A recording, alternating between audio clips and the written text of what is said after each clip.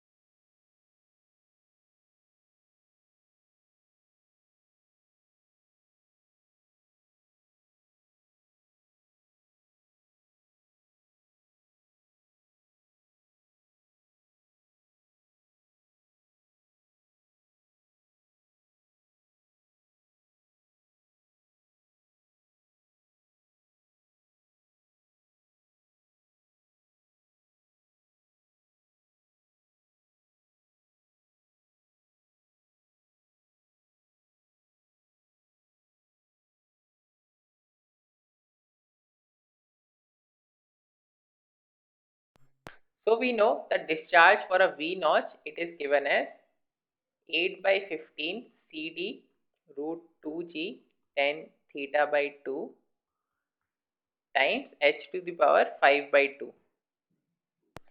So we are only interested between the discharge and head relation. So for a given angle, all this will be a constant. So we can say Q is equal to K h to the power 5 by 2.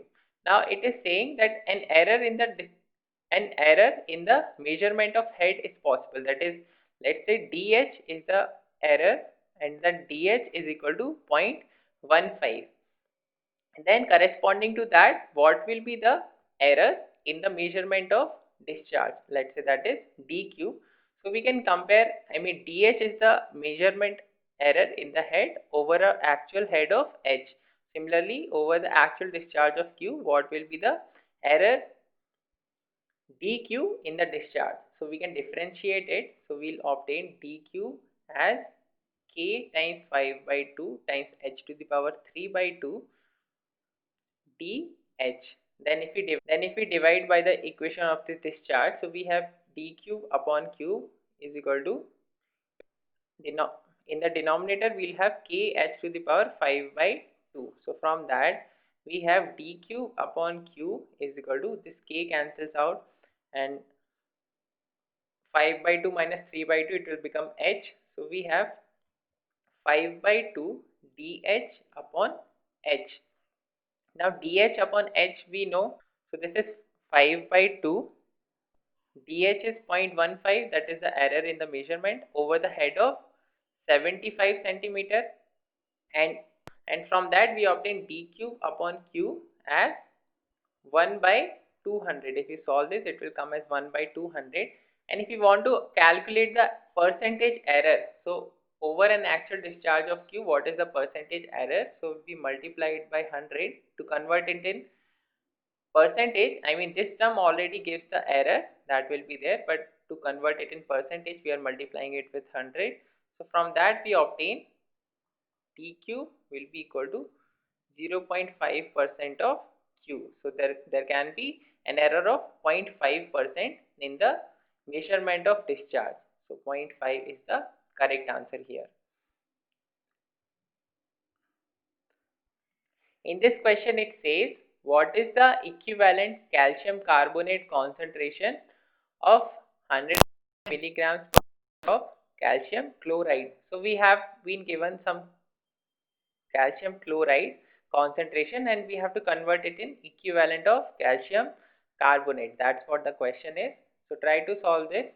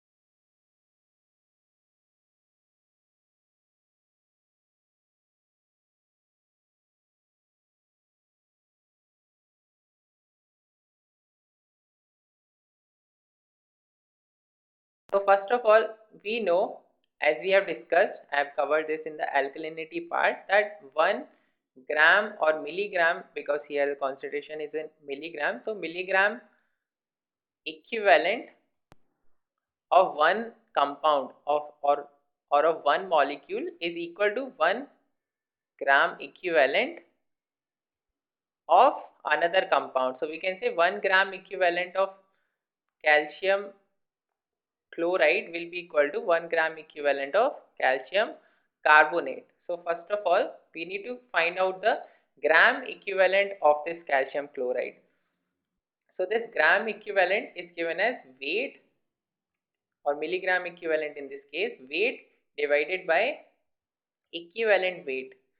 And for finding out the equivalent weight, we find it as its molecular weight divided by its valency.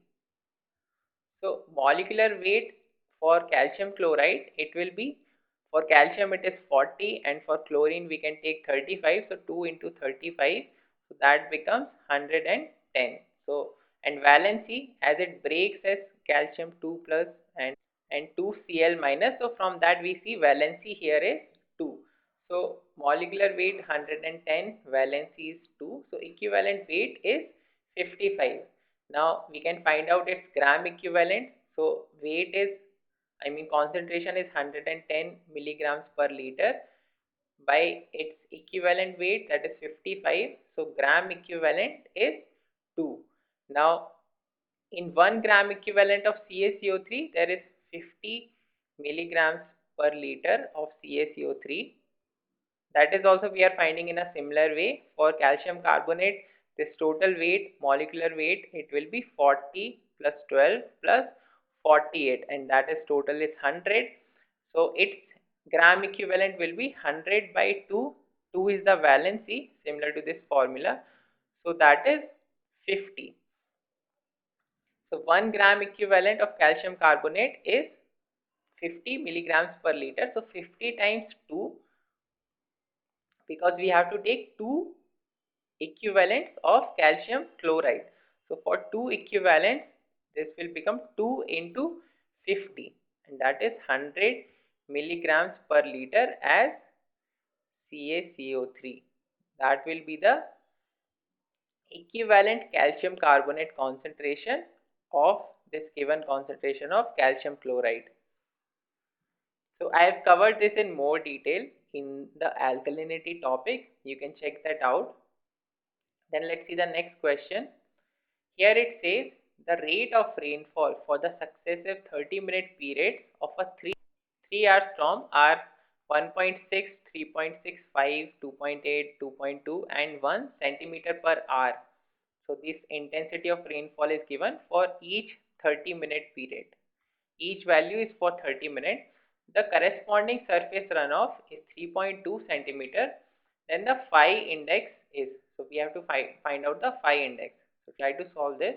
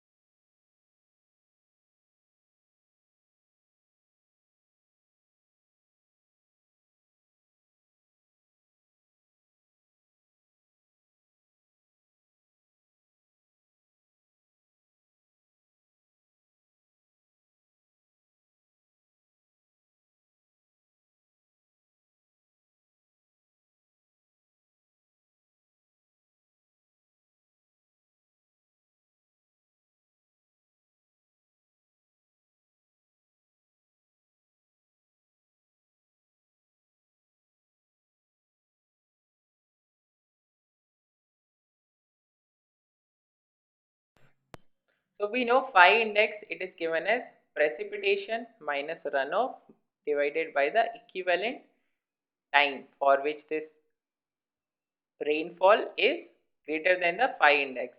So first of all, we can do the first iteration. So the runoff is given in centimeter and this rainfall is given in centimeter per hour. So first of all, let's convert it in centimeters. So as it is saying that each intensity or each duration is 30 minutes for this rainfall. So for this first one, it will be 1.6 into 1 by 2 centimeter, or that is 0.8 centimeter. So all the values have to be multiplied by 0.5. So we can say this P will be 0.8. I am taking the values from here. 0.8 plus 1.8 plus 2.5 plus 1.4 plus 1.1 plus 0.5 minus rainfall is 3.2 divided by total duration of rainfall, because we are taking all the values. So that is 3 hours. So if we solve this, this is 0.8 plus 1.8, that is 2.6 plus 2.5, 5.1, 1.4, so 6.5, 7.6 and 8.1. 8.1 minus 3.2 by 3. So that will be 4.9 by 3 or 1.63 centimeter per hour. Now we'll have to see what all, I mean, if this value of phi is acceptable, then we see that some of the values are less than this phi index, the intensity of rainfall. So 1.6 is less, then 1 is also less. So these two values will have to be discarded in the next iteration. So in the next iteration, we have phi as 1.8 plus 2.5 plus 1.4 plus 1.1 minus 3.2, that is the rainfall, divided by, now the duration, initially it was 3 hours, but we are removing two 30 minutes period, so this duration will be 2 hours. Then solving it, we have 2.5 plus 1.8, 4.3 plus 1.4, that is 5.7, plus 1.1, that is 6.8, minus 3.2 by 2. So that will be 3.6 by 2, or 1.8 centimeter per hour. Then we can see that intensities except this first and last all are greater than 1.8. That means our chosen value of phi index is correct. So final answer is 1.8 centimeter per hour. So option B is correct here. Then we have the next question. It says a dry sand specimen is put through a triaxial test. The cell pressure is 50 kPa and deviator stress at failure is 100 kPa. The angle of internal friction for the sand specimen is.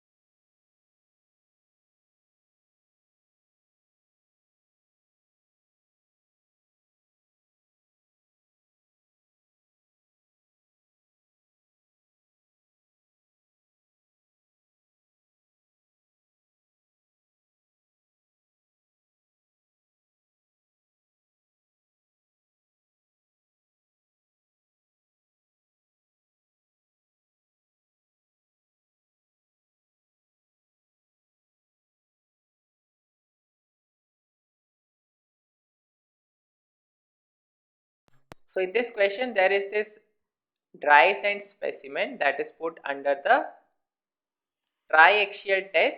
So we have been given the cell pressure sigma 3 as 50 kPa and the deviator stress sigma d is given as 100 kPa. So from that we can find out sigma 1. So sigma 1 is given as sigma d plus sigma 3, because sigma d is nothing but sigma 1 minus sigma 3. So sigma 1 is equal to 100 plus 100 plus 50 or 150 kPa. This sigma 3 will be acting in this vertical direction also. So we know sigma 1 and sigma 3, then we know this relation sigma 1 is equal to sigma 3 tan square 45 plus 5 by 2 plus 2c 10 45 plus 5 by 2. Now because it is saying it's a dry sand specimen, so this term will be 0, as c we consider 0, and this stress will also be equal to effective stress because it is dry.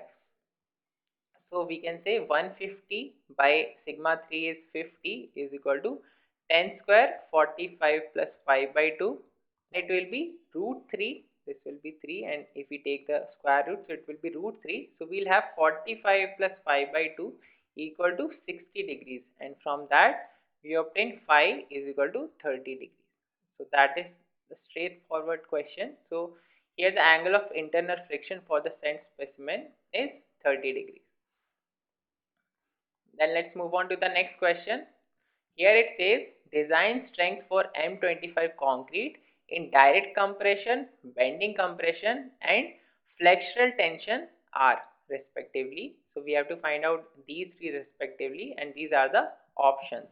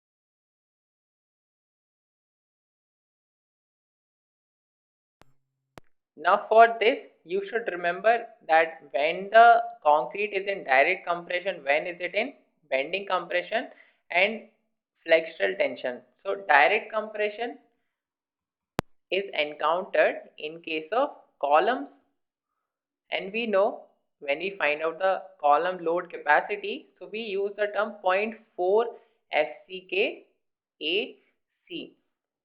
So here this 0.4 FCK indicates the strength of concrete that we are considering in the design. So for direct compression, the strength will be 0.4 FCK. So 0.4 times 25 or 10 MPa will be the strength in direct compression. Then bending compression takes place in case of beams, and in case of beams we take this strength, we take it as 0.446 FCK. If you remember the formula, so we take it as 0.446 FCK. So 0.446 times 25, that will give the value 11.15 MPa. So that is for bending compression. And flexural tension, flexural tension, we also call it as the modulus of rupture, and in this the strength is given as 0.7 times square root of FCK, so that is 25 in this case. So 0.7 into 20, 0.7 into 5, it will be 3.5 MPa. So these are the three values: 10, 11.15 and 3.5. So from that, the option A is the correct answer here. So this is just an application of the formula that you already might be knowing, that is the column load capacity formula. Then for beams we find out the moment of resistance. So in that we use this value 0.446 FCK, and modulus of rupture you all must be remembering. If you don't, you can remember these values from here and remember it for the future application. Let's see the next question now. Here it says, what are the magnitudes of horizontal and vertical support reactions respectively at support A of the frame shown? So here the support A is pinned and support B is a roller support, and we have to find out the vertical and horizontal reaction, I mean the magnitude of these reactions at A. Try to solve this.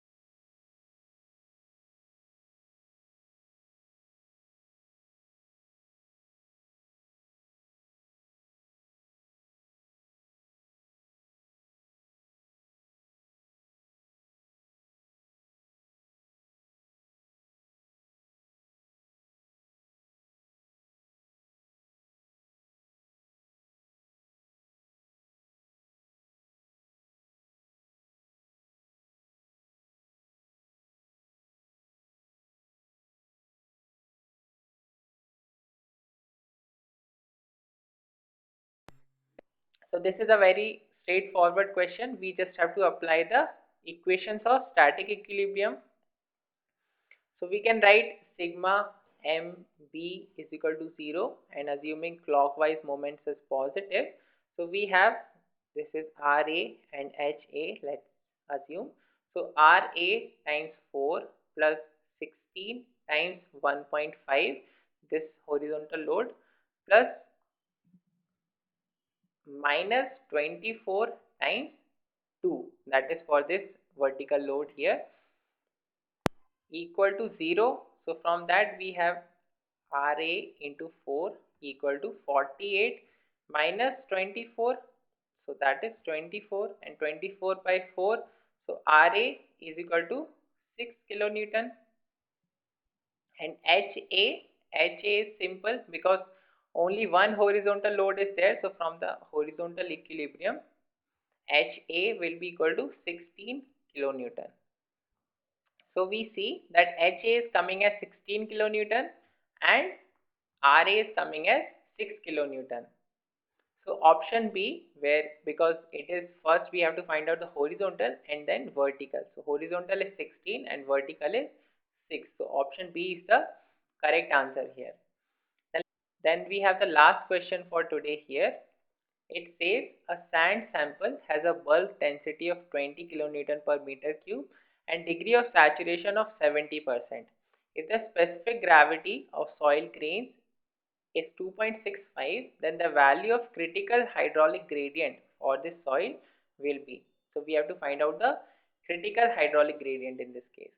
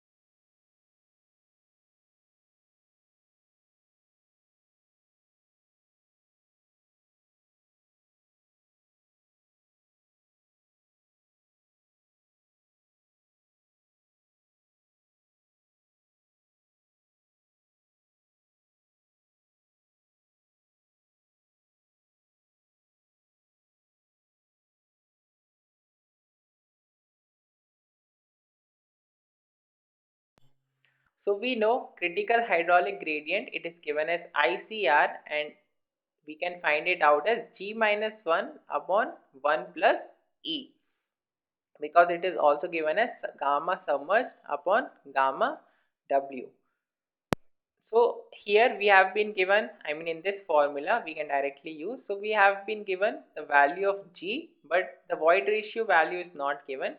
So for that we have been given the bulk density. So gamma dash or gamma bulk, it is given as G plus SE upon 1 plus E times gamma W.